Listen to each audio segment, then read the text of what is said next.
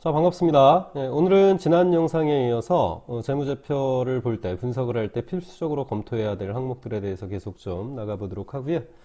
지난 영상에서는 우리 그 손익계산서를 같이 봤으니까요. 오늘은 그 지난 시간에 못했던 현금흐름표와 이 재무상태표에 대해서 필수적인 항목들 좀 굵직한 관점에서 먼저 좀 보는 시간을 갖겠습니다.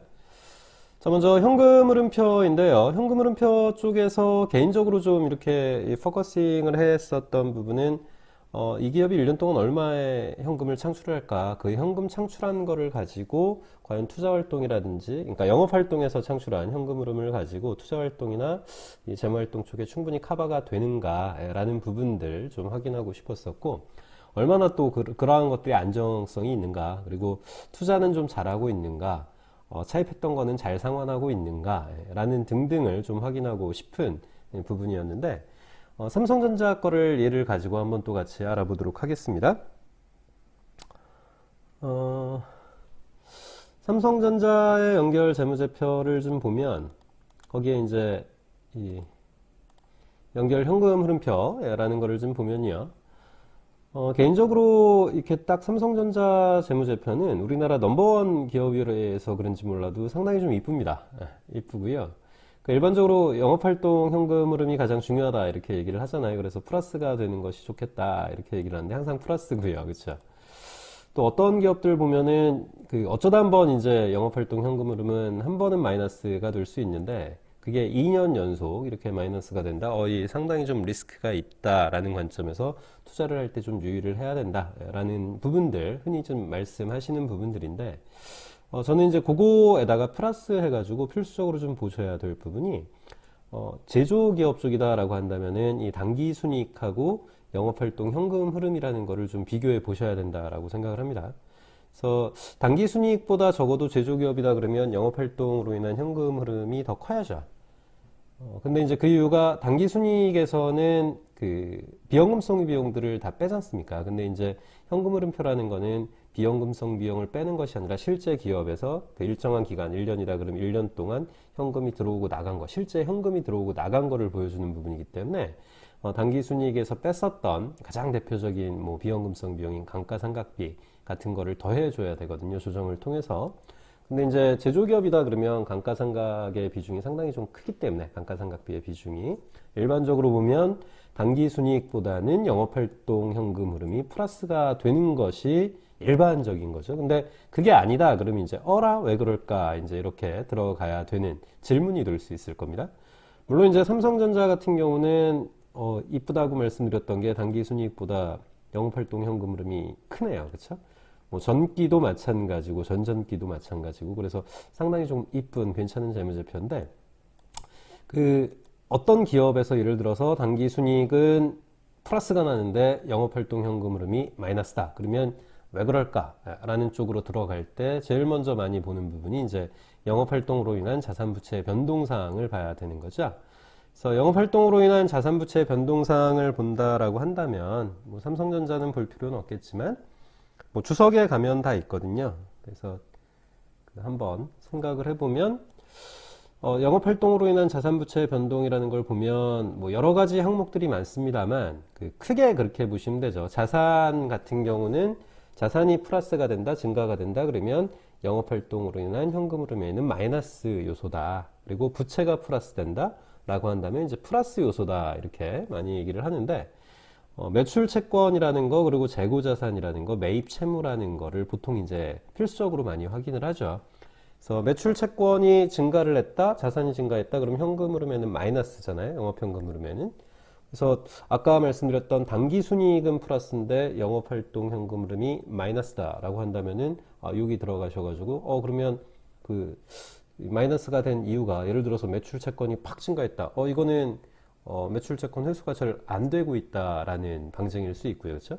그리고 재고 자산이 팍 증가했다. 이거는 팔리진 않고 재고에만 쌓아두는 것이 아닌가. 약간은 의심의 눈초리로 바라볼 수 있는 이제 이러한 식으로 분석을 좀 확대시켜 나가시는 그렇게 진행해 보는 것이 일반적인 케이스고요. 자, 그리고 또 보셔야 될 부분이, 여기 지금 삼성전자 같은 경우는 이자의 수취, 이자의 지급, 배당금 수입, 이거를 다 영업활동 현금 흐름에다가 집어넣었거든요. 근데 이제 그냥 생각해보면, 이자를 수취한다라는 거는 우리가 다른 데 투자를 했다 이거죠. 돈을 빌려줬다 이겁니다. 그러니까, 거기로부터 이자를 수취하는 거니까 이거는 투자 활동이라고도 볼 수 있고, 또 이자의 지급이다 이 얘기는 결국 차입했기 때문에 우리 회사에서 이자를 지급해 주는 거죠. 그렇죠? 그렇다 보니까 이거는 재무 활동에 들어가야 되는 거일 수도 있고, 또 배당금 수입이다 이거 마찬가지로 금융자산에 투자를 하면은 그 회사에서 배당금을 지급을 해서 우리가 받기 때문에 배당금 수입이라는 쪽으로 잡힐 텐데, 이것도 마찬가지로 그럼 투자, 금융자산 투자니까 투자 활동에 들어가야 되는 거 아닌가. 그래서 이자의 수치와 배당금 수입은 일반적으로 투자 활동으로 인한 현금 흐름, 그리고 이자의 지급이라는 거는 재무 활동으로 인한 현금 흐름에 들어가 줘도 되거든요. 또 그게 맞다라고 이렇게 또 생각하시는 분들도 많으시고, 근데 이제 그 회계 정책에서 정해진 건 없습니다. 그 이자의 수치나 지급이나 수입, 배당금 수입이라는 요 부분이 뭐 재무 활동이나 투자 활동에 들어가 있든 아니면 영업 활동 현금 흐름에 들어가 있든 어쨌든 한 번 기업이 그거를 선택을 했다라고 한다면은 지속적으로 일관되게 그 기록하기만 하면 된다라고 되어 있는 게 이제 회계 정책이거든요. 그래서 어떤 기업들은 이러한 것들을 재무 활동이나 투자 활동 쪽으로 집어넣고 있는데, 우리 삼성전자 같은 경우는 이 영업 활동에다가 이렇게 넣어놨어요. 근데 이제 저는 개인적으로 생각을 할 때는 우리 삼성전자 그래도 우리나라 넘버원 기업이니까 이러한 현금 흐름표 작성도 거의 뭐 표준으로 봐야 되는 거 아닌가 라는 생각을 개인적으로는 좀 하고 있고요. 보통 이제 그 이자의 지급이라는 부분은 재무활동 쪽으로 이렇게 빼는 이유 가운데 한 가지가, 실은 이 기업 관점에서 봤었을 때는 영업활동 현금 흐름이라는 거를 투자자들이 중요시 여긴다라는 걸 다 알고 있잖아요.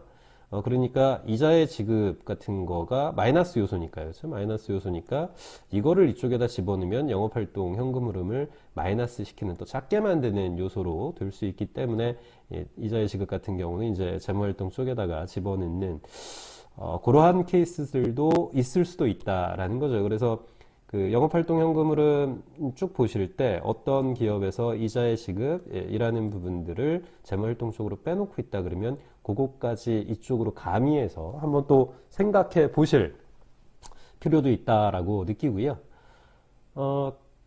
근데 삼성전자는 이렇게 한 이유가 이자의 수치가 많네요. 예, 이자의 지급보다 많네. 훨씬 플러스 시키는 요소라서 이렇게 해놓은 건가요? 예. 자, 어쨌든 그건 이제 개인이 분석을 하실 때 포인트인데, 개인적으로 보면은 보통은 이자의 지급이 오히려 더 수치보다 많은 기업들이 훨씬 더 많아가지고요. 예. 분석을 할 때는 이쪽에 삼성전자처럼 집어넣고 영업활동 현금 흐름이라는 걸 좀 바라보는 이러한 뷰를 개인적으로는 좀 가지고 있고요.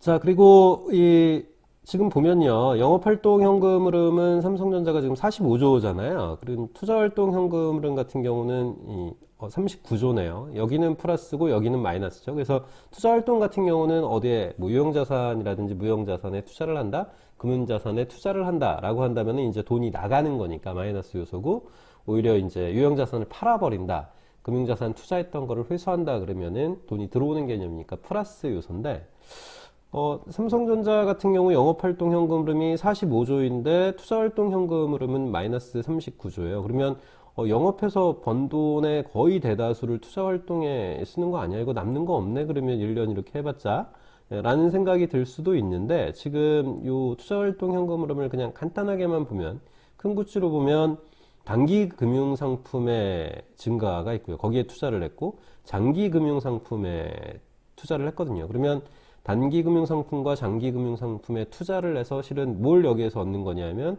그 이자를 얻고 배당금 수입을 얻는 거잖아요. 그렇죠? 그래서 일정 수준 또 현금을 거기서부터 이렇게 들어오게 만들고 있고요. 일종의 투자 형태고요. 그리고 또 가장 큰 부분이 유형자산에 투자를 하고 있는 거죠. 유무형자산에 투자를 하고 있으니까 이러한 부분들은 나중에 이 자산들이 활용이 돼가지고 영업활동 현금 흐름 쪽에 이 많은 기여를 할 것이기 때문에 투자활동 현금 흐름이 마이너스 이렇게 된다? 이건 상당히 좀 좋은 요소로서 개인적으로는 좀 생각을 할 수 있을 것 같습니다. 그리고 재무활동 현금 흐름도 마이너스네요. 네, 마이너스. 이 재무활동 현금 흐름이 마이너스다라는 거는 차입했던 거를 상환을 했었을 때 마이너스 요소, 아니면 배당금을 지급을 했었을 때 마이너스 요소인데, 삼성전자 같은 경우는 차입금 상환도 있고요. 배당금 지급이 가장 크네요. 9조 6천억 가까이 이렇게 하고 있으니까, 전형적으로 우리가 그 기업의 현금 흐름표를 볼 때 가장 좋은, 특히나 이제 도입기냐 성장기냐 성숙기냐 쇠퇴기냐에 따라서 좀 달라질 수는 있지만, 일반적으로 성숙기 산업이다라고 하면은 가장 좋은 게 영업활동이 플러스 되고, 이 플러스 된 거를 가지고 투자도 처리가 되고 마이너스로, 그리고 재무 쪽에서도 마이너스가 일어나는 것이 가장 어떻게 보면 이상적인 기업의 형태인데, 그 성숙기 기업에서는요, 삼성전자는 지금 그 모습을 보이고 있네요. 물론 이제 그 항상 플러스 마이너스 마이너스, 그러니까 영업은 플러스 투자 마이너스 그리고 재무 마이너스, 이것이 항상 가장 좋은 것이냐, 그것이 안 되면은 이상한 기업이냐, 그건 아니죠. 그렇죠? 기업이 도입기냐 성장기냐 성숙기냐라는 거에 따라서 그거에 따라서 이제 달라지게 되는 부분인데, 그러한 부분들은 이제 뒤쪽 현금 흐름표 자체에 대해서 좀 깊게 들어가는 영상을 찍을 때 좀 말씀드리도록 하고요.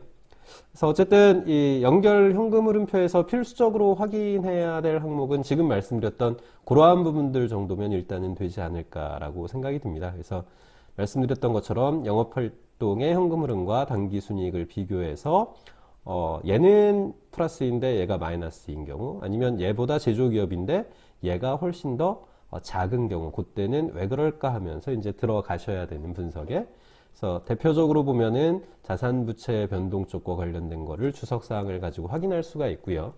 그리고 또 이자의 수취화 지급이라는 거의 분류가 어떻게 되어져 있는가, 혹시나 재무활동 쪽에 가 있다 그러면은 삼성전자처럼 제조기업이면 영업활동 현금으로 집어넣고 한번 좀 생각을 해보실 필요도 있고요. 투자활동 및 재무활동에서 현금 흐름이 좀 큰 비중들, 이러한 부분들은 한번 좀 체크해 보시면서 가실 필요가 있지 않을까라고 생각이 듭니다. 자, 오늘 현금 흐름표 말고 재무상태표까지 좀 알아보려고 했었는데 또 시간이 많이 흘렀네요. 그래서 개인적으로는 15분 내로 이렇게 하는 것이 덜 지루하실 것 같은 느낌이 들어서 오늘은 여기까지만 알아보는 걸로 하고요. 다음 영상에서 재무상태표에 대한 필수 항목들 더 알아보는 시간을 갖겠습니다. 감사합니다.